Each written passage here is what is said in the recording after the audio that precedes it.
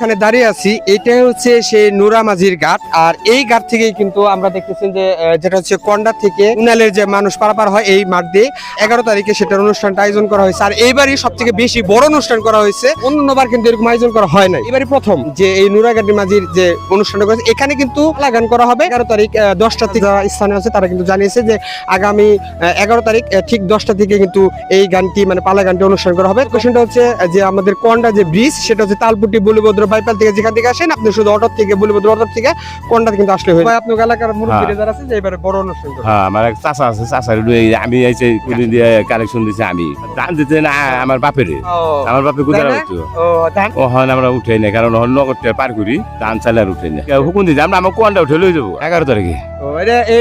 এবার কি এটা কি প্রথম এত বড়? হ্যাঁ প্রথম। কাজল মনির আলিমা 10টা পরে থেকে শুরু।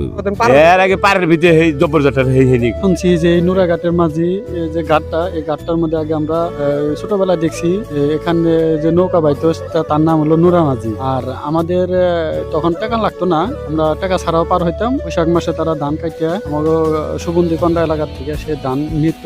পারাপারের ব্রিজ হয়েছে হওয়ার কারণে সে লোকটাও মারা গেছে। তার পূর্বপুরুষে মাঝে মাঝে বর্ষাকালে চালায়, তখন টাকা নেয়, ভাড়া নেয়। এখন আর ধান চাল তুলে না। এখন সুন্দর হয়েছে, তার উদ্যোগে পরিকল্পনা নিচে এলাকার জনগণ ওই যে গানের আয়োজন করা হয়েছে, পালা গানের আয়োজন করা হয়েছে। এরা আশা করি সবাই আমন্ত্রিত হবেন, গান শুনবেন, গান এসে দেখবেন। গান শোনা আসলে সবার ডাক।